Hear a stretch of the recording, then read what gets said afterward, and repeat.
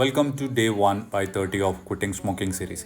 ఈ సిరీస్ నేను smoking quit చేసినాక డే టు డే లైఫ్లో ఏమేమి చేంజెస్ అవుతున్నాయో physically, mentally and also internally, అంటే కార్డియోవాస్కులర్ హెల్త్ గురించి చెప్తాను. మీరు కూడా ఈ జర్నీలో పార్ట్ అవ్వాలి అనుకుంటే ఫాలో కొట్టేయండి. మరి ఈ రోజు అయితే మన వర్కౌట్ గ్లూట్స్ అండ్ హ్యామ్స్ ఫోకస్డ్ ఉండే. వర్కౌట్ స్టార్ట్ చేసినప్పుడు I was feeling good, but first 2 variations అవ్వగానే ఘోరమైన ఆయాసం స్టార్ట్ అయింది.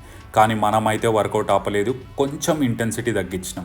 నేను కాంపిటీషన్ చేసేటప్పుడు ఒక 10 months ఇవి ఏమీ ముట్టుకోలేదు, కానీ కాంపిటీషన్ అయినాక ఏదో లైట్గా ఎంజాయ్ చేద్దామని స్టార్ట్ చేసినా అంతే, మళ్ళీ ఒక 7 months అట్లనే గడిచిపోయినాయి. సో మీరు అట్లా చేయకండి. మన ప్లాన్లో లాస్ట్కి 150 ఫ్రీ స్క్వాట్స్ ఉండే, 50 ఈచ్ సెట్. మనమైతే 30 చేయగలిగినాం అనమాట. ఎందుకంటే ఇన్ని డేస్ స్మోకింగ్ వల్ల ఎండ్యూరెన్స్ చాలా అంటే చాలా ఎఫెక్ట్ అయింది. ఇంకా వర్కౌట్ అవ్వగొట్టుకొని ఇంటికి వచ్చేసిన. హైలైట్ ఏంటంటే అపార్ట్మెంట్లో లిఫ్ట్ పని చేస్తలేదు. దీని గురించి మనం ఇంకా డీటెయిల్గా నెక్స్ట్ వీడియోస్లో డిస్కస్ చేద్దాం.